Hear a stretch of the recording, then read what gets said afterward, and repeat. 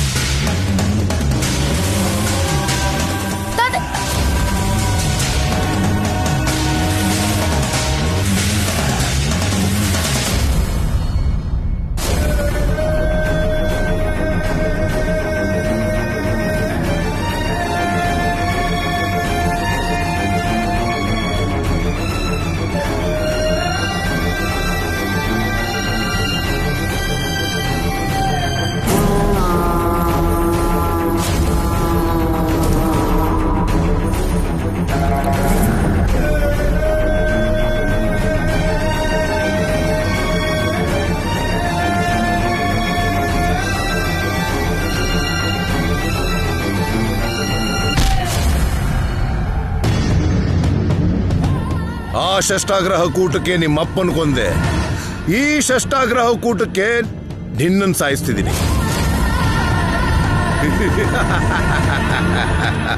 ನೀನು ಸತ್ತ ಮೇಲೆ ನಿನ್ನ ಪದವಿ, ಈ ಊರು, ನಿನ್ನ ಗೌರವ ಎಲ್ಲ ನನಗೆ ಬರುತ್ತೆ.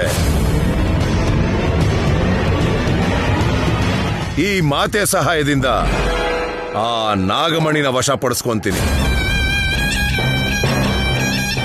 ಆ ಮಣಿ ಸಹಾಯದಿಂದ ದೇವಸ್ಥಾನದ ಬಾಗಿಲು ತೆಗೆಸ್ತೀನಿ. ಅದರಲ್ಲಿರೋ ನಿಧಿಯೆಲ್ಲ ಸ್ವಂತ ಮಾಡಿಕೊಂಡು ಅಪಾರ ಕೋಟೀಶ್ವರನಾಗ್ತೀನಿ ಬಾಬಾ, ಆಗ್ತೀನಿ. ಅದು ನಿನ್ನಿಂದ ಆಗಲ್ವೋ? ದೇವಸ್ಥಾನದೊಳಗೆ ಪ್ರವೇಶ ಮಾಡಕ್ ಹೋದ್ರೆ ಸತ್ಯ ಹೋಗ್ತೀಯ ನೀನು. ನನ್ ಸಾವಿನ ವಿಷಯ ಆಮೇಲೆ ನೋಡೋಣ ಬಾವಾ, ಮೊದಲು ನಿನ್ ಸಾವು ನೋಡ್ಬೇಕು ಅಂತ ಇದ್ದೀನಿ.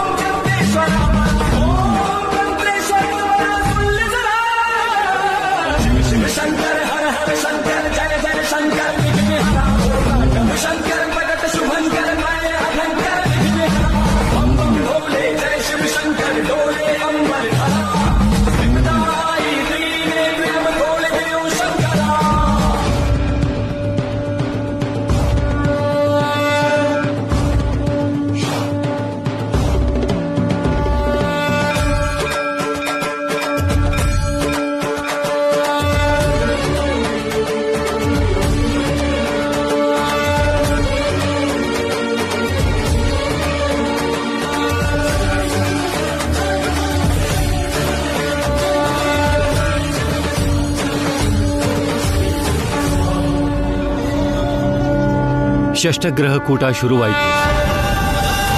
ಎಲ್ಲರೂ ಮಣಿಗಳನ್ನು ಸ್ವಾಮಿಗೆ ಅರ್ಪಿಸಿ ಪೂಜೆ ಮಾಡಿ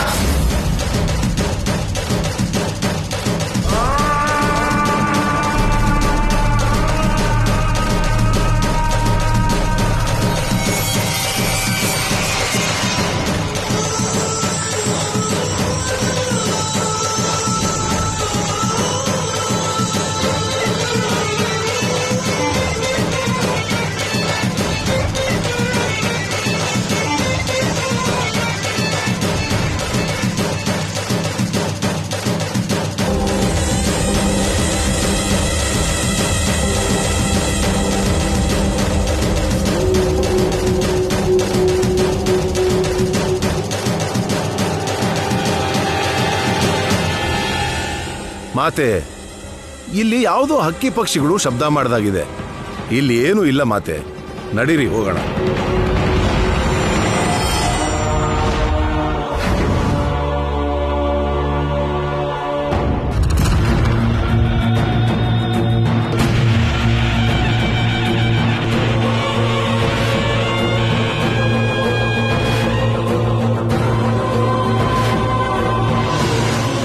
ಶಿವಪೂಜೆಗೆ ಮಲ್ಲಿ ಬರ್ತೀನಿ ಅಂತ ಹೇಳಿದವಳು ಇನ್ನೂ ಏಕೆ ಬರಲಿಲ್ಲ?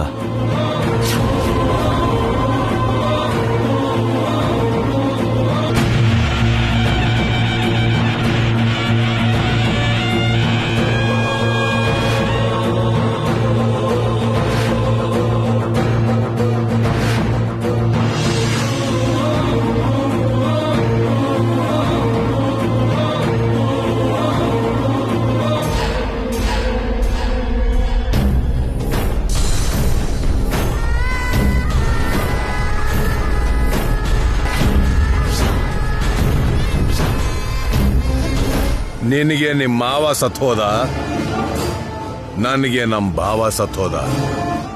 ಒಟ್ನಲ್ಲಿ ನಮ್ಮ ಶತ್ರು ಸತ್ತೋದ.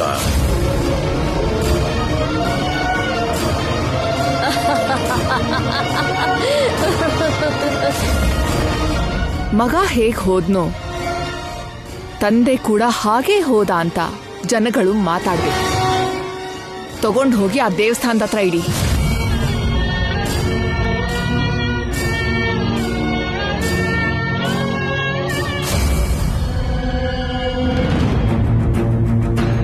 ಪೂಜೆ ಪೂರ್ಣವಾದರೂ ಮಲ್ಲಿ ಏಕೆ ಬರಲಿಲ್ಲ? ಅವಳು ಬರದೇ ಇರಲು ಸಾಧ್ಯವಿಲ್ಲ. ಖಂಡಿತ ಏನೋ ನಡೆದಿರಬಹುದು.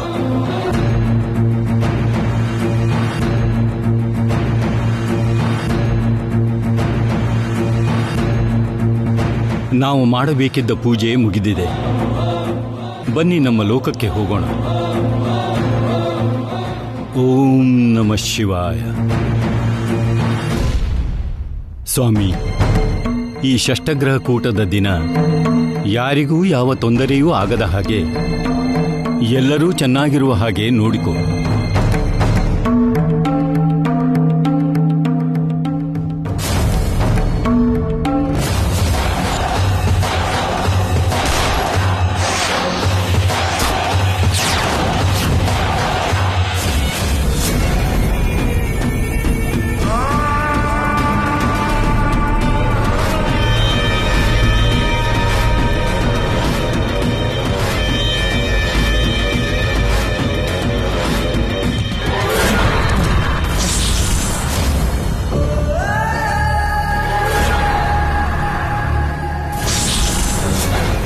ಶಿವನಾಮಸ್ಮರಣೆ ಮಾಡ್ತಾ ತುಂಬ ವಿಶೇಷವಾಗಿರೋ ದೇವಸ್ಥಾನನ ಕಾಪಾಡಿದ ನೀವು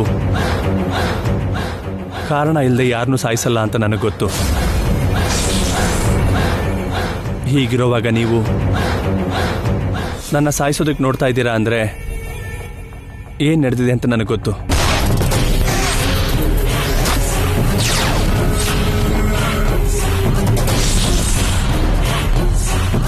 ನಿಮ್ಮ ಮಗು ಬಗ್ಗೆ ನೀವೆಷ್ಟು ನೊಂದ್ಕೊಳ್ತಾ ಇದ್ದೀರಾ ಅಂತ ನನಗೆ ಗೊತ್ತು. ನಮ್ಮಪ್ಪ ಮಾಡಿದ್ದು ತಪ್ಪೆ, ಆದರೆ ನೀವು ಅಂದ್ಕೊಂಡಿರೋ ಹಾಗೆ ನಿಮ್ಮ ಮಗುನ ನಮ್ಮಪ್ಪ ಸಾಯಿಸಿಲ್ಲ. ನಿಮ್ಮ ಮಗು ಹೋಗಿದ್ದಕ್ಕೆ ನೀವೆಷ್ಟು ಸಂಕಟ ಅನುಭವಿಸ್ತಾ ಇದ್ದೀರೋ, ಮಾಡದೇ ಇರೋ ತಪ್ಪಿಗೆ ಕೊಲೆಗಾರ ಅನ್ನೋ ಆರೋಪ ಬಂದಿದ್ದಕ್ಕೆ ನಮ್ಮಪ್ಪ ಕೂಡ ಅಷ್ಟೇ ಮಾನಸಿಕ ಸಂಕಟನ ಅನುಭವಿಸ್ತಾ ಇದ್ದಾರೆ. ನಿಮ್ಮ ನಾಗದೇವತೆಗಳನ್ನ ನಮ್ಮ ಮನೆ ದೇವರಾಗಿ ಪೂಜೆ ಮಾಡೋ ನಮ್ಮಮ್ಮ ಕೂಡ ಅವಮಾನದಿಂದ ಪ್ರತಿ ಕ್ಷಣ ನರಕ ಅನುಭವಿಸ್ತಾ ಇದ್ದಾರೆ. ದೊಡ್ಡ ಮನಸ್ಸು ಮಾಡಿ ನಮ್ಮ ಅಪ್ಪ ಅಮ್ಮ ಪರಿಸ್ಥಿತಿನ ಅರ್ಥ ಮಾಡ್ಕೊಳ್ಳಿ. ನಿಮ್ಮ ಪುತ್ರ ಶೋಕಕ್ಕೆ ಕಾರಣ ನಮ್ಮ ತಂದೆ ಅಂತ ನಿಮ್ಗೆ ಈಗಲೂ ಅನ್ಸಿದ್ರೆ ನೀವು ಅನುಭವಿಸ್ತಾ ಇರೋ ಈ ಪುತ್ರ ಶೋಕನ ನಮ್ಮ ತಂದೆ ತಾಯಿಗೂ ಶಿಕ್ಷೆ ಹಾಕ್ಕೊಡಿ.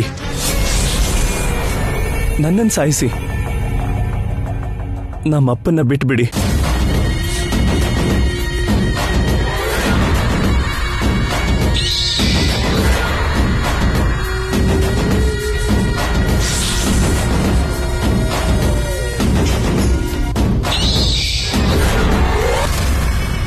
ನಿಲ್ಲು ದೇವಿ.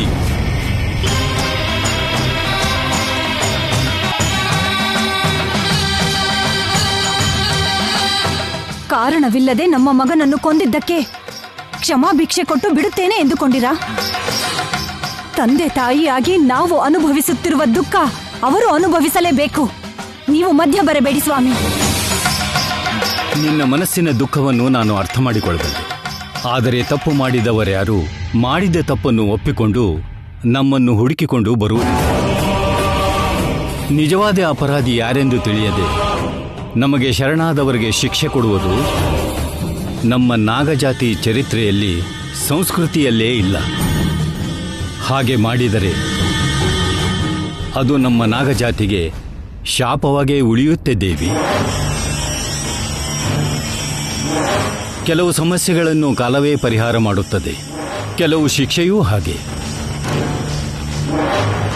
ತಪ್ಪು ಯಾರೇ ಮಾಡಿದರೂ ಮಾಡಿದವರು ಮಾತ್ರ ತಪ್ಪಿಸಿಕೊಳ್ಳಲಾಗುವುದಿಲ್ಲ. ಮಾಡಿದ ತಪ್ಪಿಗೆ ಶಿಕ್ಷೆ ಅನುಭವಿಸಲೇಬೇಕು. ಆದರೆ ಶಿಕ್ಷೆ ಕೊಡಬೇಕಾಗಿರುವುದು ಕೋಪದಿಂದಲ್ಲ, ನ್ಯಾಯದಿಂದ. ನಿಜವನ್ನು ತಿಳಿದುಕೊಳ್ಳುವುದಕ್ಕೆ ಬೇಕಾಗಿರುವುದು ಆವೇಶ ಅಲ್ಲ, ಆಲೋಚನೆ. ಬಾದೇವಿ ಹೋಗೋಣ.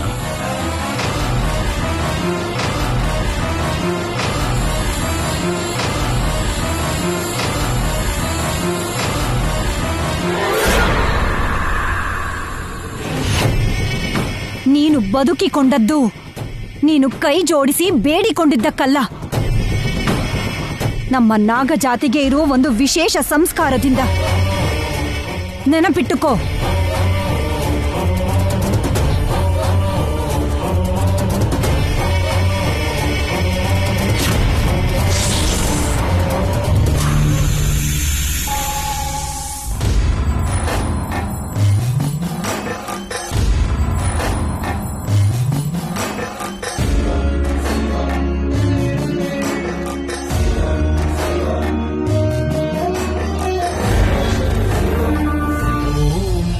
ಶಿವಾಯ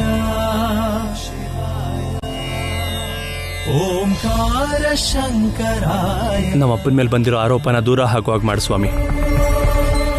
ಬೇರೆ ಆಗಿರೋ 2 ಫ್ಯಾಮಿಲಿನ ಒಂದು ಮಾಡೋಕೆ ಅಂತ ಬಂದಿದ್ದೀನಿ. ನನ್ನ ಪ್ರಯತ್ನ ಫಲಿಸ್ಲಿ ಅಂತ ಆಶೀರ್ವಾದ ಮಾಡು. ಓಂ ನಮಃ ಶಿವಾಯ, ಓಂ ನಮಃ ಶಿವಾಯ. ಶಂಕರ ಜಗದ ಭಯಂಕರ ಭವನ, ಶಂಕರ ಭಕ್ತವ ಶಂಕರ ಕಿಂಕರ, ಶಂಕರ ಜಗದ ಭಯಂಕರ ಭವನ, ಶಂಕರ ಭಕ್ತವ ಶಂಕರ ಕಿಂಕರ.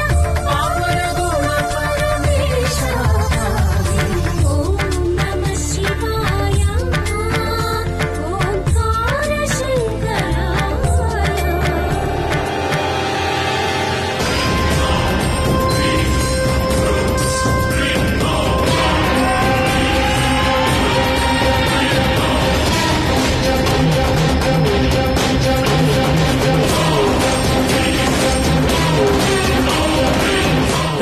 ಹೇಯ್, ನಿಂತ್ಕೊಳ್ರೋ.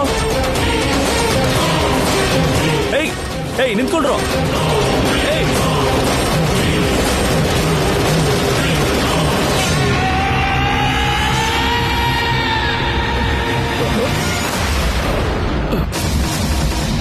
ಮಾವ, ಮಾವ, ಮಾವ, ಮಾವ, ಮಾವ, ಮಾವ, ಮಾವ, ನಿಮ್ಗೇನು ಆಗೋದಿಲ್ಲ, ನಿಮ್ಗೇನು ಆಗಲ್ಲ. ಮಾವ, ನಾನಿದ್ದೀನಿ, ನಾನು ಅರ್ಜುನ್ ಬಂದಿದ್ದೀನಿ ಮಾವಯ್ಯ. ಇಲ್ಲಿ ನೋಡಿ, ಕಣ್ ತೆಗಿರಿ ಮಾವಯ್ಯ, ಪ್ಲೀಸ್ ನನ್ನ ಹತ್ರ ಮಾತಾಡಿ. ನಿಮ್ಗೇನಾಯ್ತು ಮಾವ? ಮಾವ, ಮಾವ, ಮಾವ, ನನ್ನ ಹತ್ರ ಮಾತಾಡಿ. ಹಲೋ ಅರ್ಜುನ್, ಭೈರವಿ, ಮಾವ, ಭೈರವಿ, ಭೈರವಿ, ಮಾವ, ಭೈರವಿಗೆ ಏನು ಆಗಲ್ಲ ಮಾವ, ನಾನು ನೋಡ್ಕೋತೀನಿ. ಪ್ಲೀಸ್ ಮಾವ, ಮಾವ ಎದುಳಿ ಕಣ್ಬಿಡಿ. ಮಾವ, ಯಾರಾದ್ರೂ ಇದ್ದೀರಾ? ಮಾವ, ಮಾವ, ಭೈರವಿ, ಮಾವ ಎದುಳು, ಮಾವ ಎದುಳಿ ಮಾವ. ಭೈರವಿ, ಮಾವ, ಹುಷಾರು.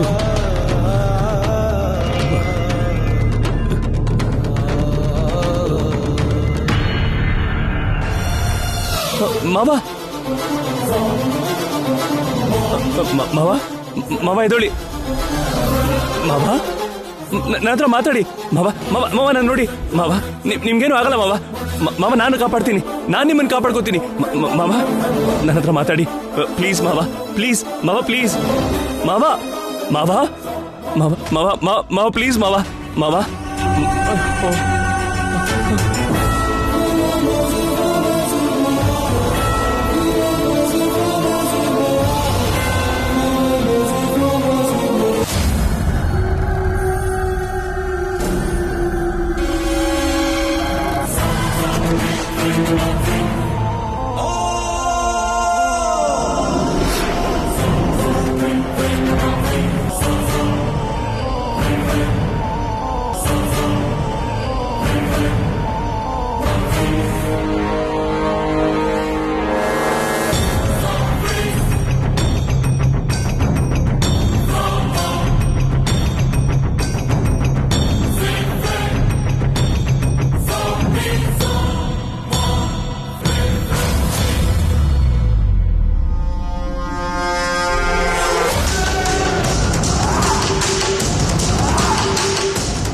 ಆವತ್ತು ಭೈರವಿ ತೊಂದರೆಯಲ್ಲಿದ್ದಾಗ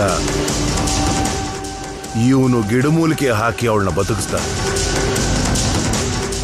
ಇವತ್ತು ಏನೋ ಒಂದು ಮಾಡಿ ನಮ್ ಭಾವನ್ನು ಬದುಕಿಸೋ ತರ ಕಾಣ್ತಾ ಇದ್ದಾನಲ್ಲ. ನಮ್ ಭಾವನ್ ಪ್ರಾಣ ಉಳಿದ್ರೆ, ನಮ್ ಭಾವ ನನ್ನ ಬಗ್ಗೆ ಇವನ ಹತ್ರ ನಿಜ ಹೇಳಿದ್ರೆ, ನಮ್ ಕುಟುಂಬದವರು, ಈ ಊರ್ನವರು ನನ್ನ ಬದುಕೋಗ್ಬಿಡಲ್ಲ, ನನ್ನನ್ನು ಬದುಕೋಗ್ಬಿಡಲ್ಲ. ಹಾವು ಕಚ್ಚಿದ್ರೆ ನಮ್ ಭಾವ ಬದುಕೋಕೆ ಸಾಧ್ಯನೇ ಇಲ್ಲ. ಇವನು ಹೋಗಿ ನನ್ನ ಬಗ್ಗೆ ಎಲ್ಲರ ಹತ್ರ ನಿಜ ಹೇಳೋಕ್ ಮುಂಚೆ ನಾನೇ ಹೋಗಿ ಇವನ್ ಬಗ್ಗೆ ನಿಜ ಹೇಳ್ಬೇಕು. ನನ್ನ ಮೇಲೆ ಯಾರಿಗೂ ಅನುಮಾನ ಬರ್ದೇ ಇರೋ ಹಾಗೆ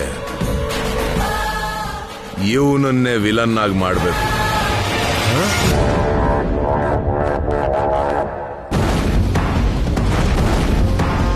ನಾನ್ ಕಾಲ್ದಾರಿಲಿ ಹೋಗೋದೇ ಒಳ್ಳೇದು.